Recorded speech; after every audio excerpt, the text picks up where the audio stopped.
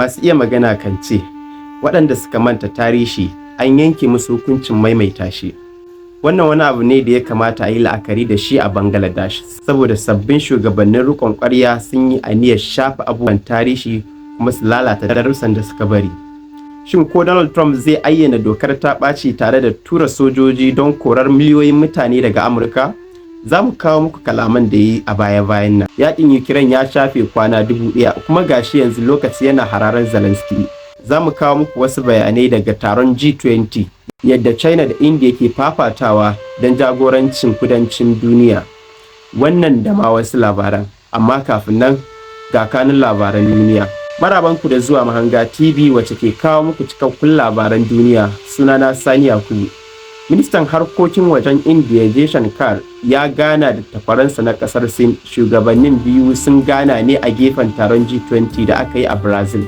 Sun tattauna matakai na gaba a dangantakar Indiya da Sin, ciki har da sake dawo da jirgin Kailash Mansarovar Yastra da zirga-zirgar jiragen sama kai tsaye tsakanin kasashen biyu. Ba kuma mu leƙa China inda aka ƙara kai wani sabon harin.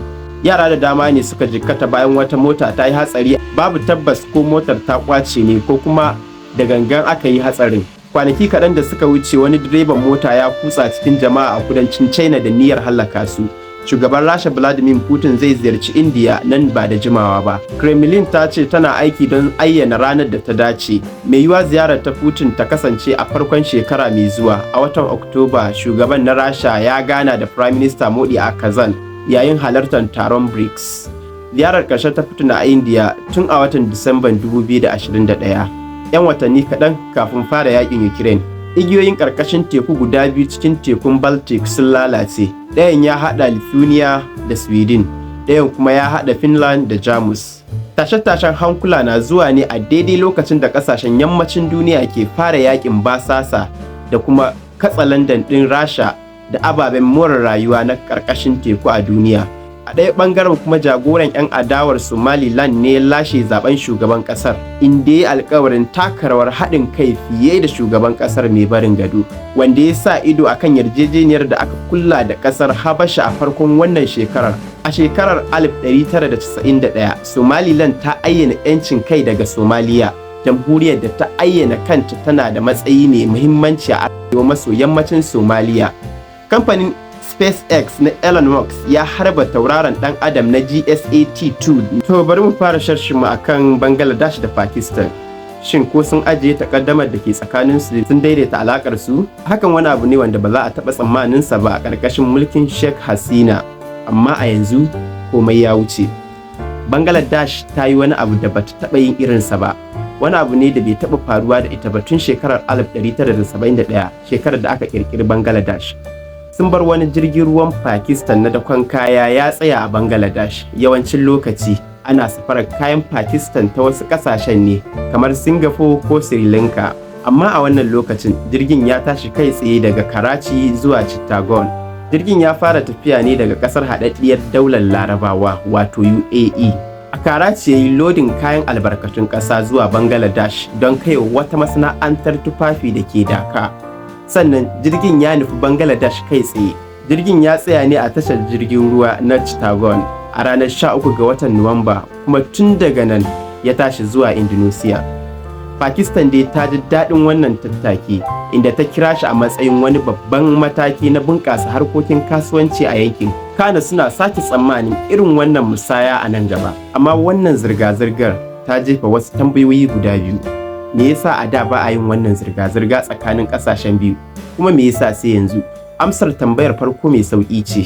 A baya dai Bangladesh ta kasance gabashin Pakistan ne, amma Islamabad ta yi ƙoƙarin murƙushe al'adun Bengali, lamarin da ya kai gabashin Pakistan neman tsagewa daga jikin Pakistan. Hakan ya kai ga sojojin Pakistan sun shiga tsakani. Aka kashe mutane sama da miliyan 3 a yankin da ake kira Bangladesh a yau. Sojojin Pakistan a lokacin sun ci zarafin mata sama da 200,000, inda suka aikata kisan kiyashi wanda har yau basu amsa laifin sun aikata hakan ba, kuma basu bayar da haƙuri ba. Wannan shine dalilin da yasa Bangladesh ta yi watsi da Pakistan. Ko da yake suna da alaƙar kasuwanci, amma ba sa da alaƙar zirga-zirgar teku kai tsaye. To me yasa sai yanzu? Saboda wannan ita ce Bangladesh sabuwa. An hamɓarar da Sheikh Hasina kuma ta yi gudun hijira. Muhammad Yunus shine sabon shugaban riƙon ƙwarya kuma yana da sha'awar sake ƙulla alaƙa da Pakistan. A watan Satumba, Yunus ya je birnin New York don halartar taron Majalisar Ɗinkin Duniya inda ya gana da Shehbaz Sharif, Prime Minister Pakistan. Hakan ya sa Sharif shiga zulumin yadda zai saka wa Yunus. A watan Satumbar bana ya ba da sanarwar sabuwar manufar bulaguro ga Bangladesh. Yanzu za su iya ziyartar Pakistan ba tare da biza ba, sannan kuma za su iya yin kasuwanci kai tsaye. Ko menene ya kawo wannan sauye-sauyen tsarin gwamnati? Dalilin da ya kawo wannan sauyi cikin kalma ɗaya za mu iya cewa aƙida. Sheikh Hasina na tunawa da tarihin Bangladesh da irin ta'asar da Pakistan ta aikata musu. Amma a wajen Muhammad Yunus ba haka abin yake ba. Yana son kawar da tarihin wahalhalun da Bangladesh ta sha kafin ta sami 'yanci ta hanyar kawar da bakukuwan da ake danganta su da shekarar 1971 ko kuma sauke hotunan Sheikh Mujibur Rahman daga gine-ginen gwamnati. Yana son Bangladesh ta manta da abin da ya gabata na tarihi. Tambayar ita ce, ta wace fuska inda yake kallon wannan dambaruwa? Akwai abubuwa guda biyu da ya kamata a yi la'akari da su. Na farko shine bangaren tsaro, na biyu kuma shine bangaren siyasa. Bari mu yi waiwayen tarihi zuwa shekarar 2004. Lokaci ne da aka kwace makamai a tashar jirgin ruwa ta Chittagong wanda sun hada da gurneti, bindigogi da motar harba roka. Duka kudin su ya kai tsakanin dala miliyan 4.5 zuwa dala miliyan 7. Shine babban jigilar makamai na Bangladesh. Amma kuma wa ake son kai wannan kayan yaƙi? Rahotanni sun nuna cewa ƙungiyar 'yan tawaye da ke Assam na Indiya da alamar hukumar leƙen asirin Pakistan ce ta shirya dukka wannan, kuma an gano wannan ne ta hanyar bincike. Bangladesh da Assam suna kan iyaka mai tsawon kilomita 263 wacce ta yi girman da za a iya safarar makamai ta iyakar. Sheikh Hasina a matsayinta na Prime Minister ta sa ido sosai akan cinikayya akan iyakar. Amma Muhammad Yunus, shugaban riƙon ƙwarya na yanzu, baya taka rawar gani akan iyakar.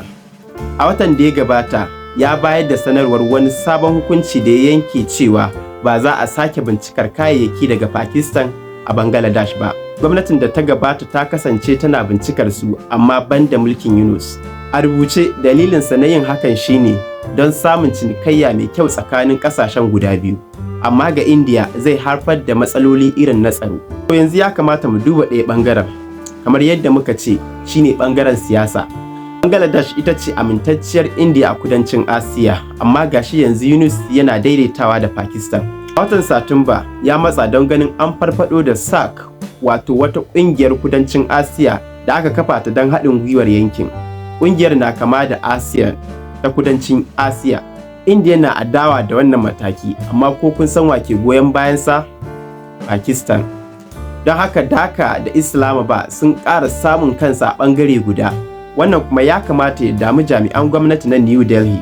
Duk da haka, India tana da rawar da za ta iya takawa, kamar ta cinikayya. Cinikayya tsakanin India da Bangladesh ya haura dala biliyan 13, yayin da cinikayya tsakanin Pakistan da Bangladesh bai wuce dala miliyan 800 ba kacal. Wannan babbar fa'ida ce ga India. Bugu da ƙari, India da Bangladesh sun daɗe suna yin haɗin gwiwa tsawon shekara 50 yanzu. Don haka ba zai yiwu ba a iya kama kafarta cikin makonni ko kuma watanni.